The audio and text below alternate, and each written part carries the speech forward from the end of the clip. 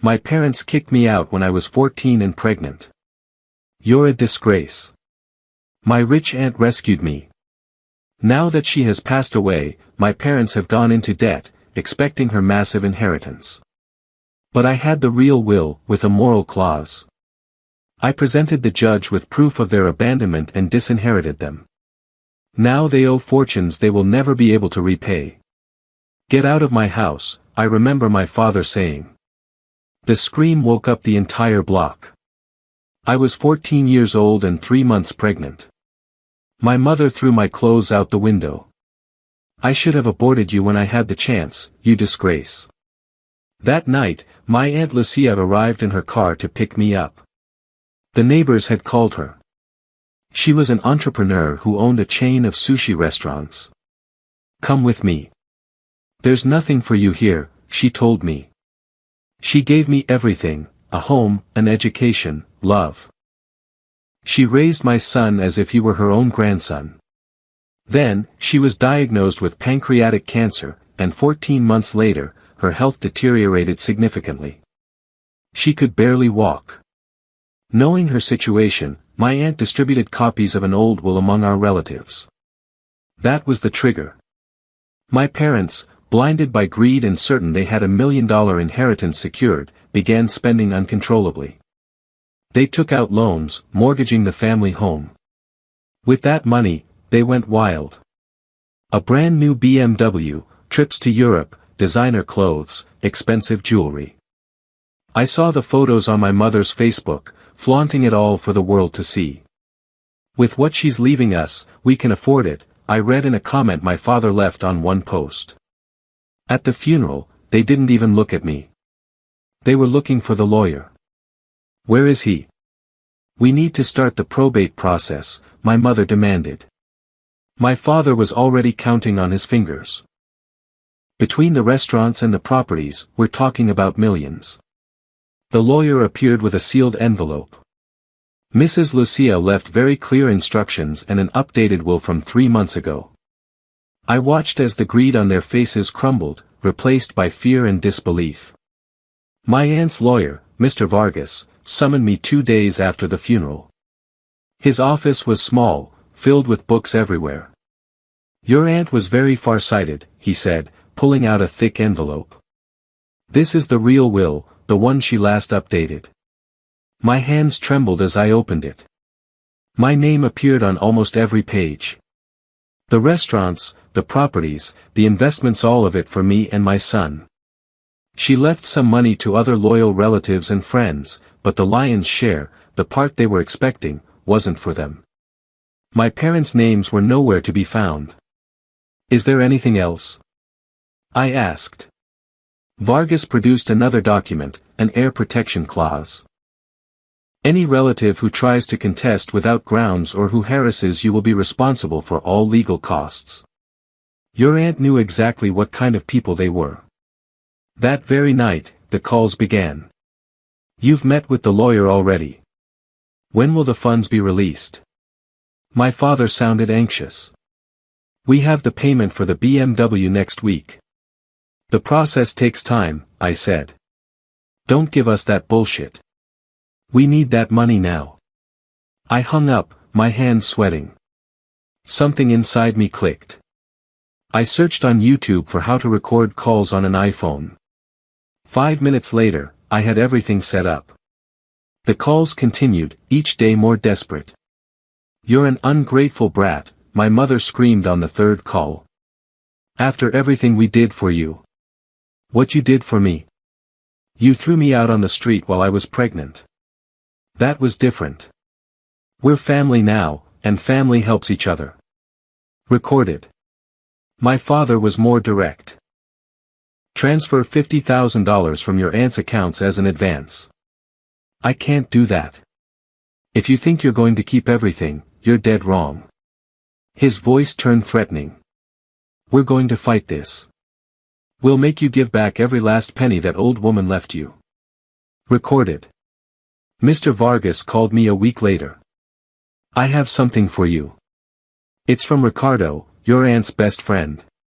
The box was wooden and heavy. Inside was a pile of notebooks filled with my aunt's handwriting, like a diary. March 2015, my brother asked to borrow $20,000 for an emergency. Later, I saw him on Facebook showing off his new motorcycle.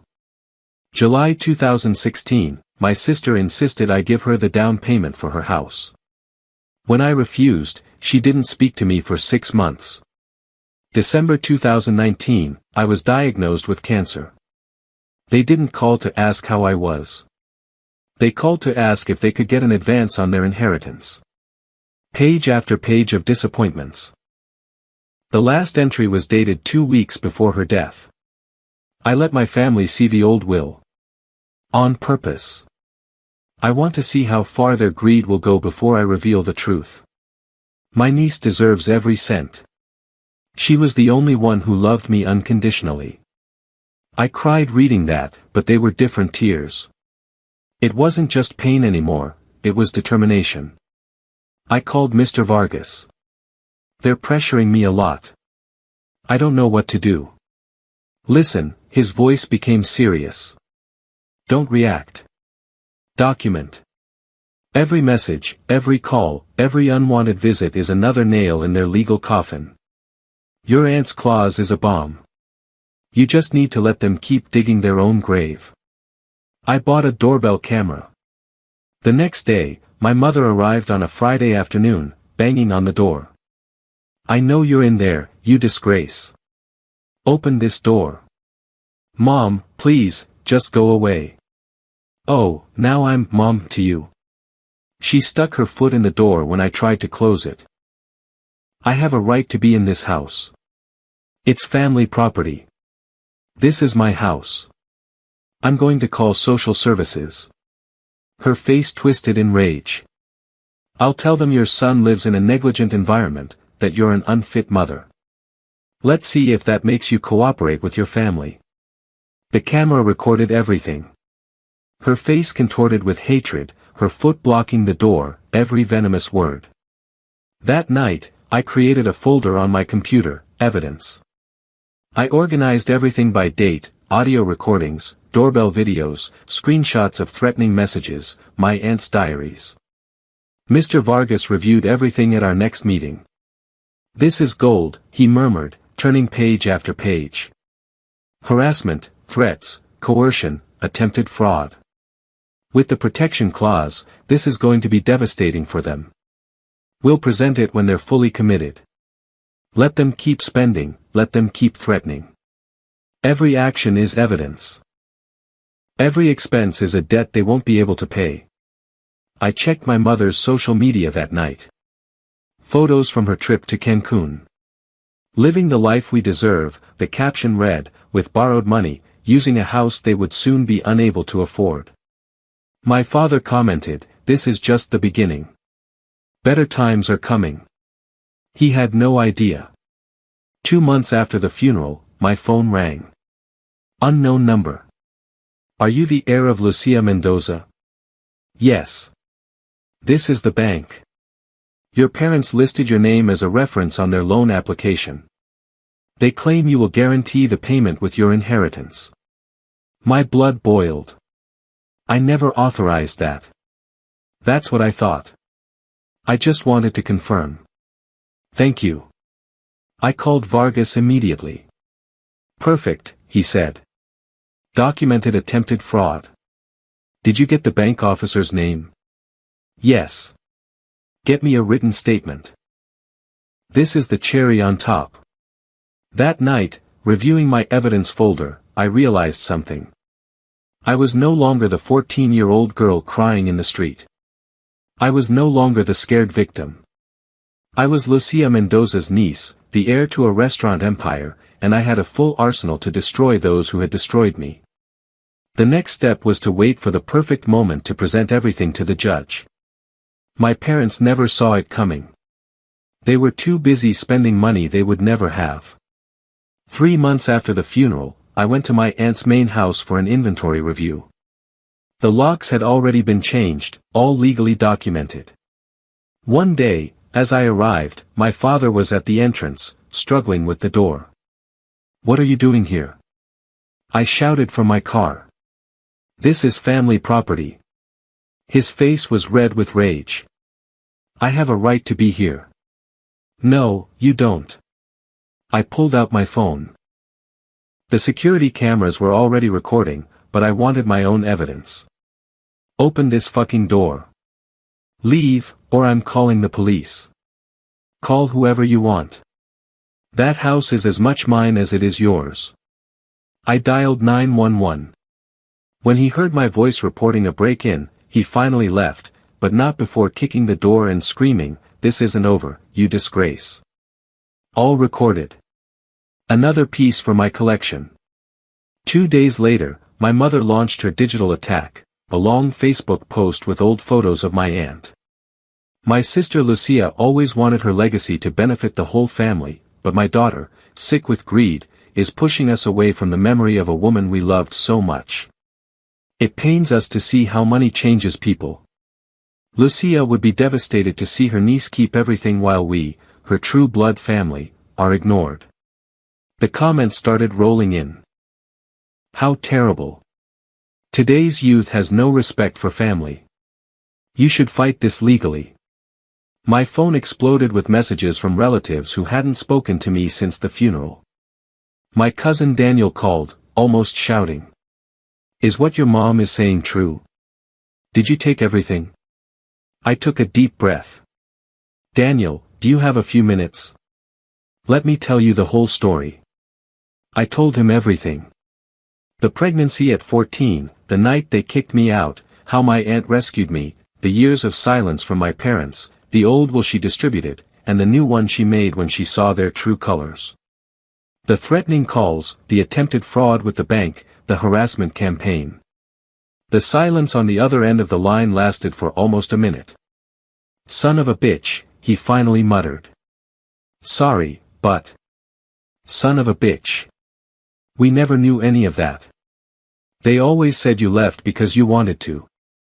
I have proof of everything, Daniel. Recordings, messages, my aunt's diaries. Do you need help? A witness? Anything? Thanks. For now, I just need you to know the truth. I know it. And I'm going to comment on your mom's bullshit post. 20 minutes later, Daniel published his own post calling her a liar, sharing fragments of what I told him. Other cousins joined in. My mother's post turned into a battlefield. She deleted it 2 hours later, but the damage was done. Her public credibility evaporated. A week later, Mr. Vargas called with news that would change everything. They filed the lawsuit. What? They're contesting the will. They're alleging undue influence, that you manipulated your aunt on her deathbed. They're using the old will as proof of her true intentions. I sat on my bed, processing. This activates the clause. Completely. And it's worse than they think.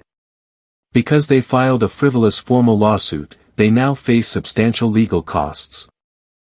I'm going to file a motion to dismiss for frivolity, and I'm requesting an urgent hearing. How long? 2-3 weeks, max. I need you to come in to prepare for your deposition. My hands were shaking when I hung up. They had done it. They had crossed the line of no return. The depositions were a spectacle. Their lawyer, a nervous man in a cheap suit, tried to paint me as an opportunist. Isn't it true that you spent a great deal of time with your aunt during her illness? Yes. She was my aunt. I loved her. And you took advantage of that closeness to influence her? No. She made her own decisions. But you knew she was leaving you as the primary heir. I found out when the lawyer told me after her death. How convenient. Mr. Vargas intervened. Your Honor, the defense is speculating without evidence. Sustained, the judge said. Mr. Ramirez, present actual evidence or move on. My parents' lawyer changed tactics. Isn't it true that you recorded private conversations with your parents without their consent? I recorded threats and harassment. It's all legal in this state. We have one of those so-called threats here. May we play it? Vargas nodded. My phone was connected to the room's audio system. My father's voice filled the space. If you think you're going to keep everything, you're dead wrong. We're going to fight this. We'll make you give back every last penny that old woman left you. Absolute silence in the room. My parents' lawyer turned pale. This could be taken out of context. What context justifies threatening my client? Vargas asked with a cold smile. My mother, sitting behind her lawyer, covered her face with her hands. I have more, I said, looking directly at my parents. 27 recordings in total. Doorbell videos. Text messages. My aunt's diaries where she documented every time you asked her for money. My father clenched his fists on the table. The judge looked up from his notes. I believe I've heard enough for today. I will schedule the final hearing for next week. Both parties are required to be present. We left the courtroom. My parents tried to catch up with me in the hallway, but Vargas quickly guided me toward the exit. Don't talk to them, he warned in a low voice. Anything you say can be used against you. In the parking lot, I saw their Lexus with a red sticker on it from the bank, pending repossession. They're sinking, Vargas murmured, following my gaze. Good, I replied. That night, my phone rang. It was my mother. Please, drop all of this. We can work it out as a family. There is no family anymore. You made sure of that. They're going to take our house. You should have thought of that before you spent money you didn't have. I'm your daughter. No, I am Lucia Mendoza's niece, the woman who rescued me when you abandoned me. She sobbed. The bank is pressuring us. We have debts everywhere. If we lose this lawsuit, you are going to lose. And you are going to pay every single cent of the legal costs. That's over $200,000. You should have read the fine print of the clause before you sued. Please, her voice broke. I'm your mother. My mother died 3 years ago. She was a woman who built a restaurant empire and taught me that family is chosen, not just inherited. I hung up. The days before the final hearing were a torture of anticipation. Vargas called me daily to review details. Are you sure you want to see this through to the end? He asked the day before. They can still retract, admit their claim is without merit. They won't. They're too proud. Then prepare yourself. It's going to get ugly tomorrow. I am prepared. I've been preparing since I was 14. That night, I reviewed everything one last time.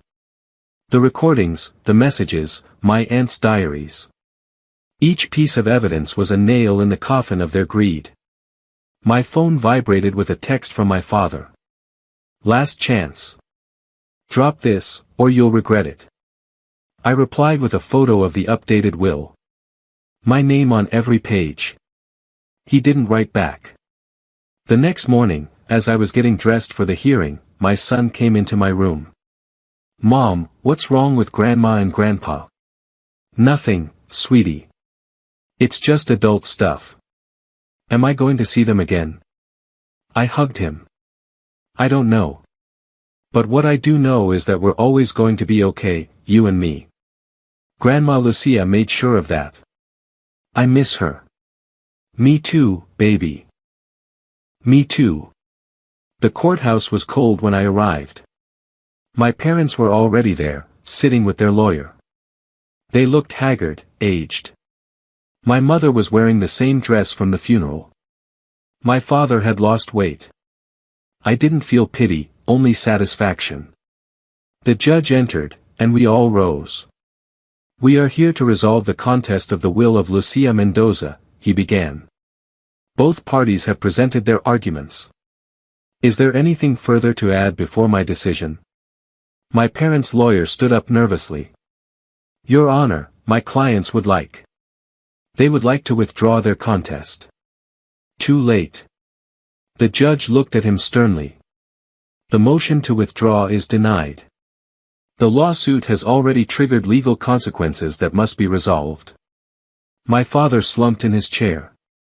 I will proceed with my ruling, the judge continued, opening his folder. The moment had arrived. After months of harassment, threats, and humiliation, they were finally going to face the consequences. I looked at my parents. They were staring at the judge in terror.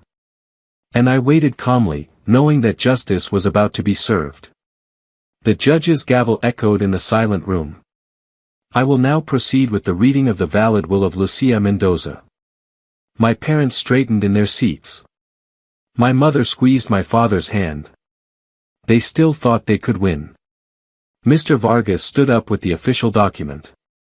The will, dated January 15, 2025, 3 weeks prior to Mrs. Mendoza's passing.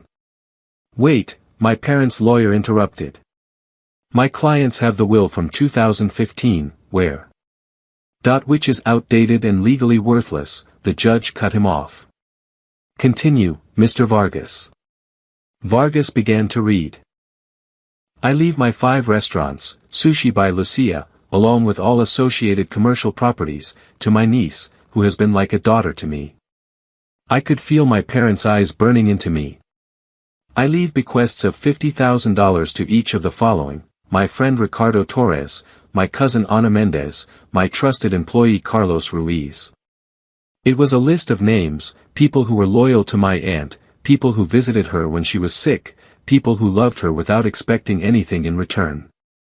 My parents were not on that list. And to my sister, Maria Elena, and her husband, Hector, Vargas paused dramatically, I leave nothing, for they have already taken more from me in life than they ever deserved. The silence was deafening. My father shot to his feet as if he'd been electrocuted. That's a lie. That can't be real. Sit down, the judge ordered. We have the real will, my father said, pulling out his crumpled copy. It says here she leaves us half of everything. That document is 10 years old, Vargas said calmly. It was legally replaced. My mother began to cry, not with sadness, but with rage. This is a fraud, she screamed. That girl manipulated my sister. She poisoned her against us. Poisoned her. The judge's voice hardened. The way you poisoned yourselves against your own daughter when you kicked her out on the street while she was pregnant. She fell silent. Vargas seized the moment. Your Honor, the contest filed by the plaintiffs is not only without merit, it is malicious. We formally invoke the Heir Protection Clause. He produced a thick binder. We have extensive evidence of the systematic harassment my client has endured. Proceed, said the judge. The first recording filled the room. My father's voice, if you think you're going to keep everything, you're dead wrong.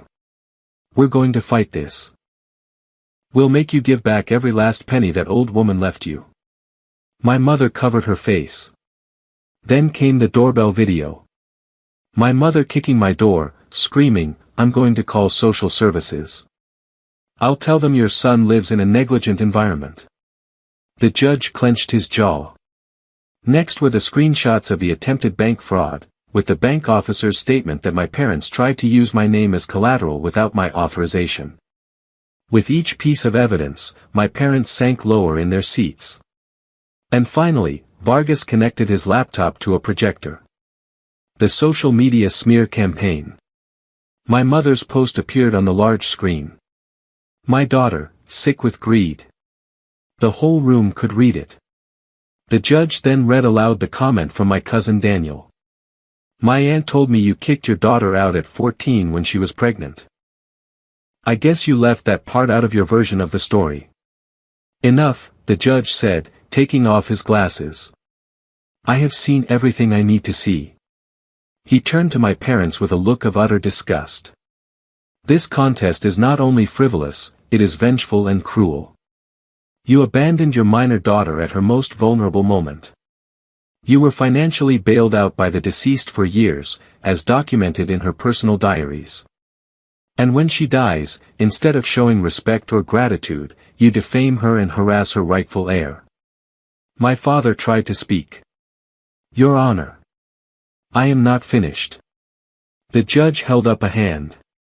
The heir protection clause was designed for precisely this kind of case. It is activated immediately. Vargas stood up. The total legal costs to defend the estate amount to $243,000, Your Honor.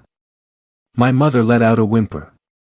The plaintiffs are hereby held liable for the full payment, the judge ruled.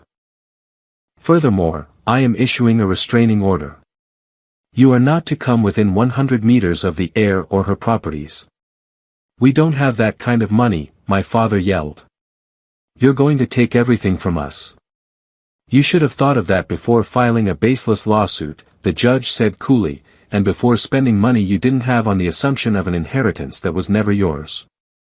Vargas walked over to my parents' table and placed another document in front of them. We have already notified your creditors of this ruling. The bank will be proceeding with the foreclosure. You have 30 days. My father's face turned gray. What? Their house, their belongings, everything would be seized to pay the mortgage debt, and then they'd have to pay the legal costs. Vargas gave a humorless smile. You are going to lose absolutely everything. My mother turned to me, desperate.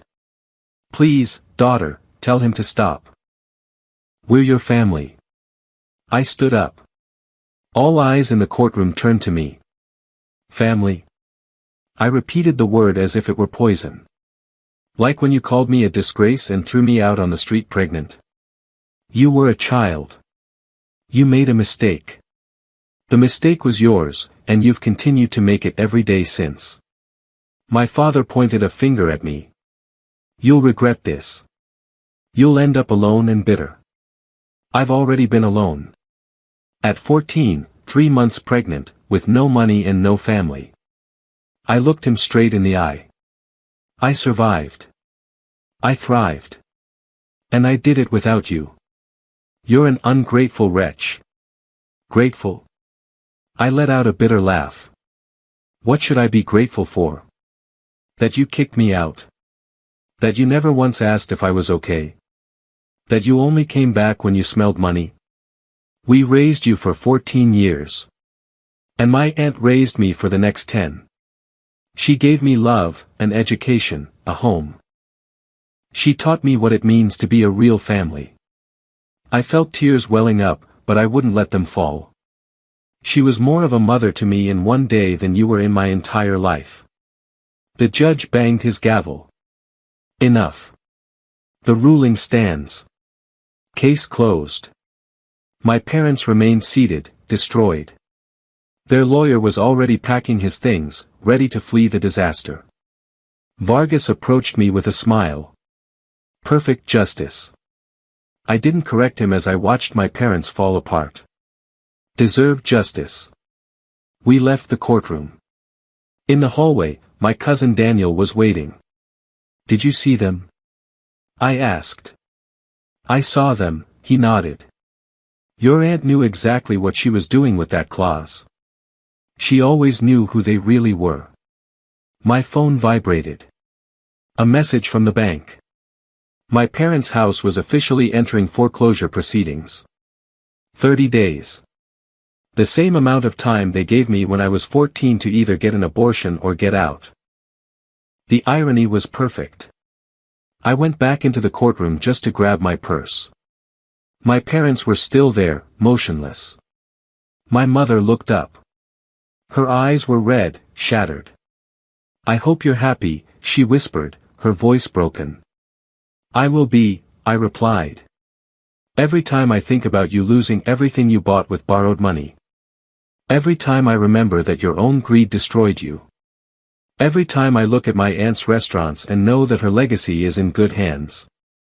Please, she began to beg. Do you remember what you said when I left your house? I interrupted. That I was a shame, a disgrace, that I would never amount to anything. I stepped closer to them, my voice as cold as ice. Look who's right now. I walked out of that courtroom with my head held high. Outside, the sun was shining. The fresh air filled my lungs. My son called me. "Mommy, is it over?" "Yes, my love. It's over. We won." I smiled, thinking of my aunt, of everything she taught me, of how she saved me when no one else would. "Yes, baby. We won." It has been 18 months since the trial. The judge's ruling turned into an immediate lien when the bank learned of my parents' new $243,000 court debt and the fact that the guaranteed inheritance never existed. They accelerated the foreclosure without mercy. The house sold at auction for less than what they owed. The Lexus was repossessed a week later. The country club expelled them for non-payment. My cousin Daniel keeps me updated. They live in a one-bedroom apartment on the other side of town. My father works as a delivery driver. My mother cleans houses. The irony is perfect. They now work the kind of jobs they always looked down on. I received a letter from my mother 6 months ago. It wasn't an apology. It was a tirade blaming the corrupt lawyer, the biased judge, and me for their bad luck. I filed it away with all the evidence from the trial. It will be the last communication I ever have from them. They will never feel remorse, and I no longer care. I took over Lucia's legacy a year ago. My aunt's manager, Ricardo, taught me everything. I started from the bottom: waitress, cashier, kitchen assistant. I wanted to understand every part of the business my aunt built. Last month, we opened the 6th restaurant. The ceremony was beautiful. I hung a framed picture of my aunt and me at the entrance. My son cut the inaugural ribbon. Grandma Lucia would be proud, right, Mom? Yes, my love. Very proud. Sometimes I wonder if I went too far. Then I remember that I didn't ruin them. They ruined themselves with their greed. I only defended myself and used the tools my aunt left me. The real justice wasn't their financial ruin, it was realizing that I survived everything they did to me and became something better. Not in spite of them, but because my aunt taught me that family is chosen. The restaurant's revenue grew by 40% this year. I'm planning 2 more locations. My son is happy, healthy, and will never have to feel the abandonment that I felt. My aunt knew exactly what she was doing with that will. She didn't just leave me money, she left me power, dignity, and a future. And I am honoring it every single day. Did I go too far by using the legal system to protect my inheritance and ensure their greed destroyed them? Or did I simply allow them to fall into the perfect trap they built for themselves with every threat, every lie, and every act of contempt? The answer no longer matters.